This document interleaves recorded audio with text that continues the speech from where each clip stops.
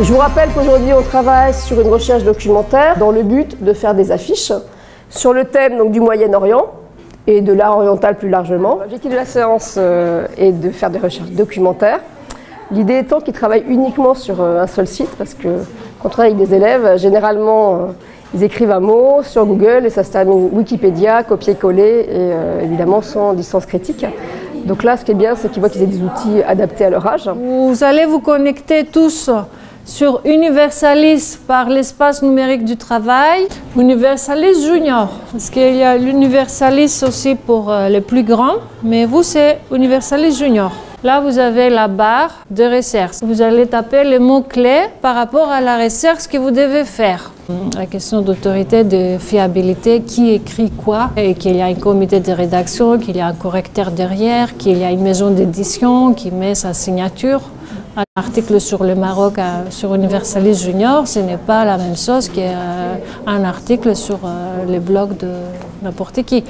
Mais tout ça, ce n'est pas évident pour un élève du collège de faire la différence. Il n'y a pas un adulte derrière qui lui montre un peu justement ces différences d'autorité. L'objectif, c'est qu'ils puissent naviguer dans le site très facilement et voir le plus de fonctionnalités possible du site. Vous avez aussi l'option dictionnaire, si vous cherchez un mot que vous ne connaissez pas, et aussi un dictionnaire bilingue en anglais, la possibilité d'avoir aussi des articles en anglais. Nous, on va travailler sur les sujets des exposés, donc on va faire un dossier pour mettre tous nos documents. Vous allez sur Mon Universalis et là, vous avez l'option Mes favoris. Alors cette option vous permet d'avoir tous vos documents réunis dans un seul dossier, un classeur comme vous faites pour vos devoirs de français, de technologie, etc.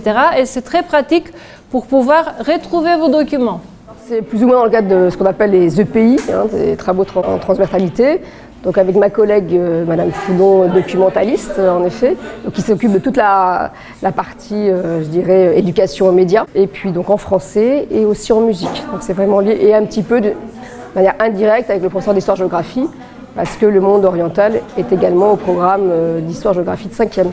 Vous allez voir ici sur la barre d'accueil, on a la fonction Atlas. Donc là tu as différentes cartes, tu vois, en bas à droite.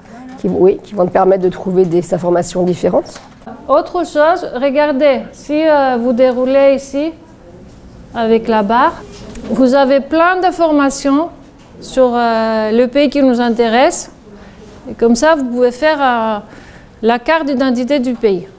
Oui, alors c'est pas qu'un travail de recherche, c'est aussi un travail vers l'autonomie, être capable de faire le lien entre différentes recherches, puis aussi un travail de retranscription, de reformulation, qui prennent très tôt l'habitude de comprendre ce qu'ils lisent pour le reformuler, qu'ils évitent le copier-coller. Donc c'est aussi de l'éducation à l'autonomie face à l'outil informatique et numérique qu'on utilise aujourd'hui. Donc tu vas lire géographie, faune, flore, ici, et tu vas certainement trouver des informations sur les paysages. Mais il faut lire. C'est le principe. On a le sommaire et on a aussi des médias. Médias, des articles liés. Les médias, c'est quoi? Les médias, c'est des photos. Ça peut être aussi des enregistrements audio ou des vidéos. En amont, j'ai lu tous les articles, j'ai préparé les questionnaires. Et selon le niveau des élèves, j'ai mis des questions plus ou moins difficiles avec des réponses qui sont plus ou moins au début de l'article. Donc j'ai évidemment choisi les groupes en fonction du niveau de mes élèves. Qu'est-ce que tu constates par rapport aux autres passages de l'article? Qu'est-ce qu'il y a de différent? Comment est l'écriture? Elle est un peu grise, elle est en gras, elle est mise en valeur exactement.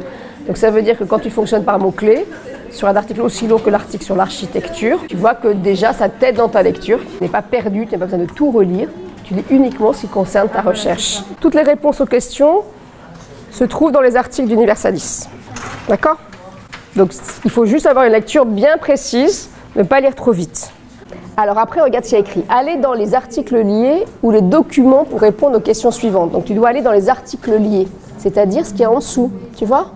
Documents, articles liés. Et c'est là que tu vas trouver les réponses. C'est pour vous obliger à naviguer un petit peu dans le site. Et il faut du temps de faire connaître Universalis Junior et les usages qu'on peut faire auprès de mes collègues de discipline. Mais ça vient. Moi, je vois là, c'est la 3e année et c'est utilisé de plus en plus. C'est une source qu'ils peuvent utiliser à la maison par Internet. Une fois qu'ils sont connectés sur l'espace numérique du travail, voilà, c'est comme s'ils ont l'encyclopédie chez eux. Et comme la plupart maintenant, ils ont un ordinateur ou un smartphone connecté sur Internet, c'est vraiment très très intéressant et démocratique.